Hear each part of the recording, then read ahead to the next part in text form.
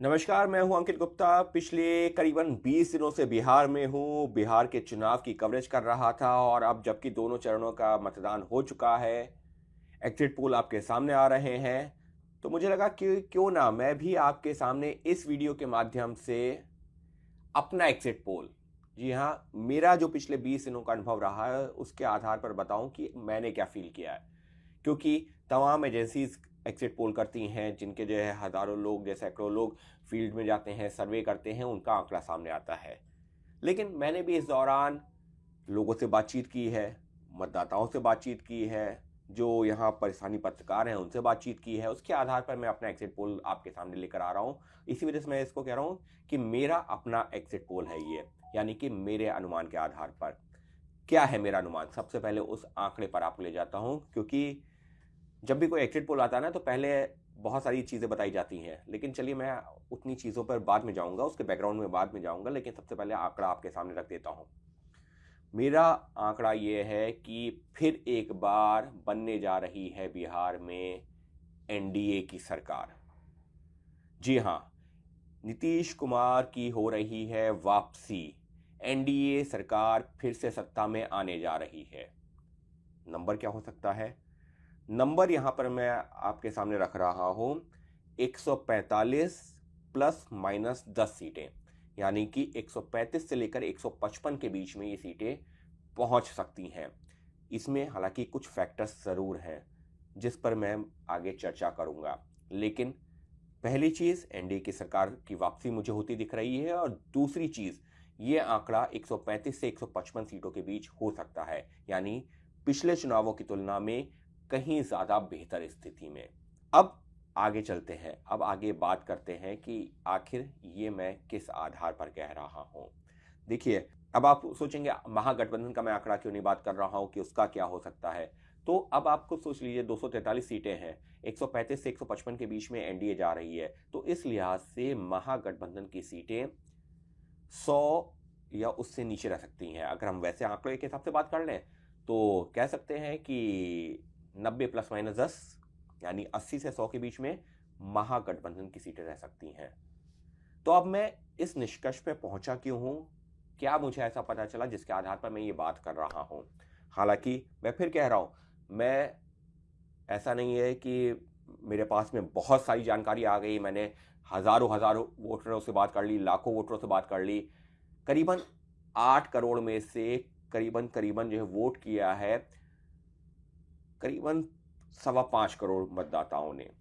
5.25 करोड़ मतदाताओं के आधार पर में कुछ 100 कुछ हजार वोटरों से बातचीत करके मैं ये बात रख रहा हूँ। मुमकिन है गलत भी हो जाऊं, मैं फिर कह रहा हूँ कि ये मेरा आकलन है, कुछ 100 कुछ हजार मतदाताओं से बात करने के बाद में। लेकिन फिर भी, क्योंकि अब चुनाव कवरेज की है, दिलचस्पी रहती है कि आखिर हमने जो फील किया क्या वो सही है, या हम वो नब्ज भाप ही नहीं पाए। इससे पहले के चुनावों में कुछ चुनावों में सही रहा, या ये कहा जाए कि अधिकतर चुनावों में सही रहा, लेकिन कुछ एक जगह गलत भी हुआ। हरियाणा चुनाव में मेरा अनुमान जो मैंने लगाया था वो भी जो है काफ़ी हद तक सही रहा। तो अब मैं बात कर रहा हूँ बिहार की। देखिए, बिहार में जो मैंने आंकड़ा दिया है, यानी कि एनडीए की वापसी का 145 प्लस माइनस 10 सीटों का, 135 से 155 सीटों का, उसकी वजह रही है कि सीधे तौर पर मैं बात करूं, ये क्या ये चुनाव है किसका? ये चुनाव प्रधानमंत्री नरेंद्र मोदी के चेहरे का है, नीतीश कुमार के चेहरे का है, या जो टोटल एनडीए है उसके तमाम चेहरों का है? तो मेरा अपना एक लाइन में जवाब ये है, जो जनता से बातचीत करके पता चला है, सीधे तौर पर ये चुनाव नीतीश कुमार का है। प्रधानमंत्री नरेंद्र मोदी की नीतियां और नीतीश कुमार की नीतियां जिस तरह से जनता के बीच गई हैं, ये चुनाव उसका है। लेकिन अगर मैं सिर्फ चेहरे के हिसाब से बात करूं, क्योंकि दो चेहरे थे, एक तरफ तेजस्वी यादव का, एक तरफ नीतीश कुमार का, और चेहरे के लिहाज से बात करूं तो ये चुनाव नीतीश कुमार का चुनाव कहा जाएगा। क्योंकि 2020 के जब विधानसभा चुनाव में मैं यहाँ पर आया था, तो उस दौरान जो मुझे फील मिली थी वो यही मिली थी कि वो चुनाव नीतीश कुमार के खिलाफ का चुनाव था, और वहाँ पर उनकी सीटें भी कम आई। हालांकि कहा गया कि क्योंकि चिराग पासवान ने अपने उम्मीदवार सीटों पर उतारे थे, उन सीटों पर उतारे थे नीतीश कुमार को नुकसान करने के लिए, लिहाजा उनको नुकसान हुआ।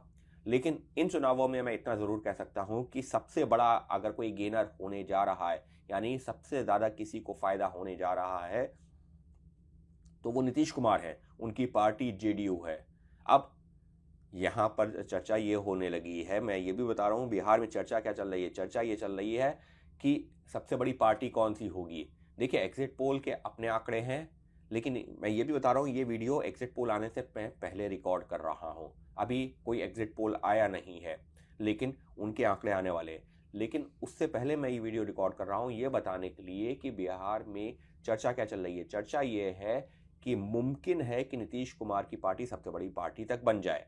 हालांकि उसको लेकर के अभी कई तरह के जो है ओपिनियन सामने आ रहे हैं, लिहाजा मैं उस पर जो है अपना कोई व्यू पक्ष है वो नहीं रखूंगा।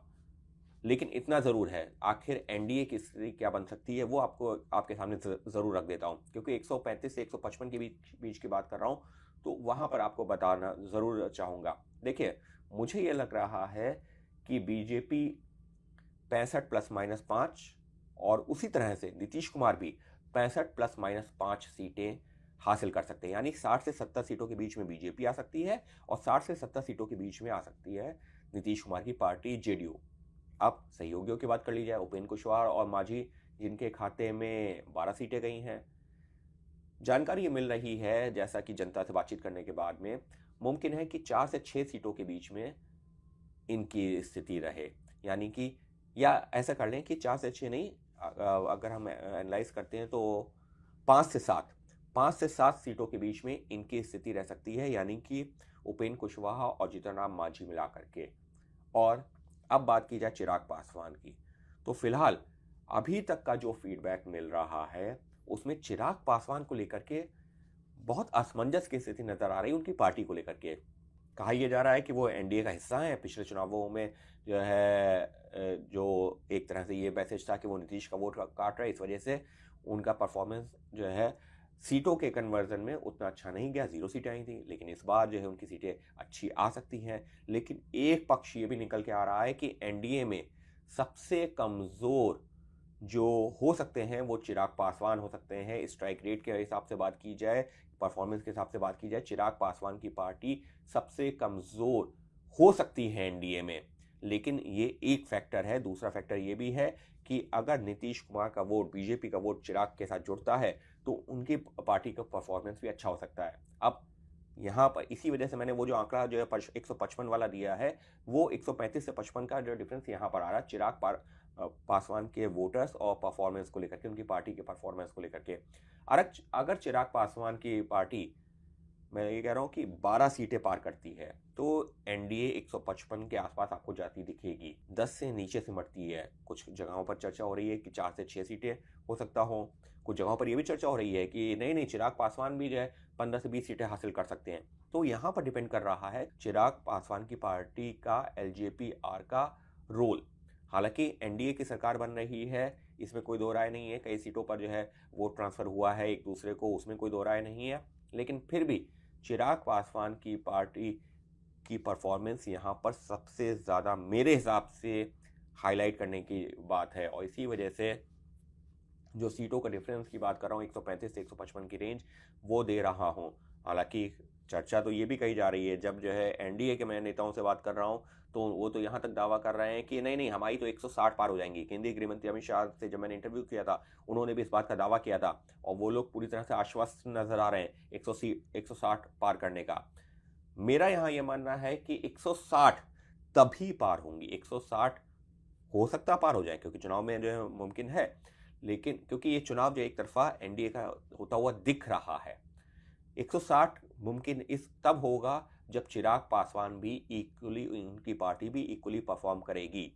यानी कि एनडीए में बीजेपी, जेडीयू, कुशवाहा मांझी और चिराग पासवान का जो स्ट्राइक रेट सबका 60 से 65% के बीच में जाएगा। क्योंकि जेडीयू और अगर हम बीजेपी की करें तो उनका स्ट्राइक रेट अभी जो समझ में आ रहा है वो 60% से ऊपर समझ में आ रहा है। अगर चिराग पासवान का भी स्ट्राइक रेट 60% के आसपास रहा तो मुमकिन है कि एनडीए 160 भी पार कर जाए। लेकिन फिलहाल चर्चाओं में उसकी संभावना कम लग रही है कि 60% का स्ट्राइक रेट चिराग पासवान की पार्टी का होगा। अब बात की जाए वो वजह क्या है। देखिए, मीडिया में तो बहुत सारी खबरें आपने मेरी देखी होंगी। मतदान जब चल रहा था तो उस दौरान हमने भी तस्वीरें दिखाई कि महिलाएं बड़ी संख्या में लगी हुई हैं, महिलाएं 10,000 रुपए की बात कर रही हैं। जी हाँ, वो एक बड़ा मुद्दा था, लेकिन सिर्फ 10,000 रुपए ही नहीं, बल्कि महिलाएं जो मोदी सरकार की योजनाएं जो कि कोविड के बाद चली हैं, फ्री राशन वाली, उसकी भी बात कर रही हैं, शौचालय की भी बात कर रही हैं, आवास की भी बात कर रही हैं, सिलेंडर की भी कुछ एक महिलाएं बात करती हैं, ऐसा नहीं है कि सारी महिलाएं बात करती हैं। उसके अलावा नीतीश सरकार की जो योजनाएं हैं, फ्री बिजली वाली, उसकी बात कर रही हैं। 10,000 रुपए जो महिलाओं को मिल गया, जिनको मिल गया, वो उसकी भी बात कर रही हैं। तो ये कई सारे फैक्टर्स हैं जिसकी वजह से महिला वोट एक तरह से कंसोलिडेट होता हुआ नजर आ रहा है। अब उसके बाद क्या सिर्फ महिला वोट? जी नहीं, उसके अलावा जो है यूथ में एक तबका ऐसा है जो मैं ये भी कह रहा हूँ कि जो एनडीए सरकार है उससे थोड़ा नाराज भी है। नाराज है तो उसका क्या असर हो रहा है? अगर नाराज है तो वो तेजस्वी के साथ चला जाएगा, फिर तो जो है उनका भी जो है फायदा होना चाहिए। तो यहाँ पर यह बताना जरूरी है कि यहाँ पर जो वोट एनडीए से थोड़ा नाराज है, उसकी बात कर रहा हूँ, यूथ जो नौकरी की बात करता है, जो तेजस्वी लगातार बात करते रहे हैं अपने चुनाव प्रचार में। अगर वो नाराज वोट तेजस्वी के साथ जाता तो निश्चित तौर पर उनको फायदा होता। लेकिन कई सीटों पर हो क्या रहा है, जो एनडीए का नाराज वोट है, जो उसके खिलाफ थोड़ा सा हो सकता था, वो वोट बीच में प्रशांत किशोर के पास रुकता हुआ भी नजर आ रहा है कई सीटों पर। इस वजह से प्रशांत किशोर की पार्टी कोई बड़ा धमाल तो करती हुई नजर नहीं आ रही है, लेकिन जो वोट नाराज था एनडीए से, अगर वो आरजेडी के साथ, तेजस्वी के साथ, कांग्रेस के साथ जुड़ता तो निश्चित तौर पर वो उनकी संख्या बढ़ाता। उदाहरण के तौर पर बीजेपी के पास अगर जो है 60 वोट आने थे, और लेकिन उसमें से 10 वोट या 5 वोट नाराज थे, और तेजस्वी के पास 40 जाने थे, लेकिन वो जो है वोट जो बीजेपी के पास अगर मैं 55 का लेता हूँ कि 55 और 45 का अगर गेम है, तो 45 अगर तेजस्वी के पास थे और 55 बीजेपी के पास थे, लेकिन बीजेपी के 5 वोट नाराज थे। अगर वो तेजस्वी के पास जाते तो बीजेपी का 50 हो जाता, एनडीए का 50 हो जाता, और महागठबंधन का 50 हो जाता। लेकिन हो क्या रहा है कि वो वोट जो कि बीजेपी से, एनडीए से थोड़ा अगर नाराज भी है, तो वो 55 का आंकड़ा है, वो तेजस्वी के पास पूरा ना जा करके बीच में प्रशांत किशोर के पास रुक रहा है। यानी कि 5 वोटर्स अगर उदाहरण के तौर पर थे, तो वो तेजस्वी के साथ 2 जोड़ रहे हैं और 3 प्रशांत किशोर बीच में रोक रहे हैं। उसका असर क्या हो रहा है? उसका असर ये हो रहा है कि तेजस्वी का जो आंकड़ा है वो 45 से 47 पहुंच रहा परसेंट पे। बीजेपी का 5% गिर जरूर रहा है, लेकिन फिर भी वो 50% पर है एनडीए का। तो ऐसे में महागठबंधन और एनडीए के बीच का जो डिफरेंस है, ये एक महत्वपूर्ण है, और इसकी वजह से एनडीए की एज नजर आ रही है, कंफर्टेबली सरकार बनाते हुए नजर आ रही है। एक और फैक्टर जो मुझे यहां आकर के, हालांकि दिल्ली में बैठ के एहसास हो रहा था, लेकिन यहां आया तो ज्यादा एहसास हुआ, वो है मुद्दों का। तेजस्वी और राहुल ने जब जुलाई में जो वोट बचाओ यात्रा जब शुरू की थी, वोट अधिकार यात्रा, वोट बचाओ यात्रा नाम दिया गया, उससे पहले तक जब मैं यहाँ पर पहुंचा हूँ, मैं जुलाई में भी आया था, उस दौरान लग रहा था चुनाव काफ़ी हद तक बैलेंस है, कोई भी सरकार बना सकता है। कुछ लोग तो तेजस्वी का बोल रहे थे कि तेजस्वी यादव कड़ी चुनौती देंगे, मुमकिन है महागठबंधन सरकार बना दे।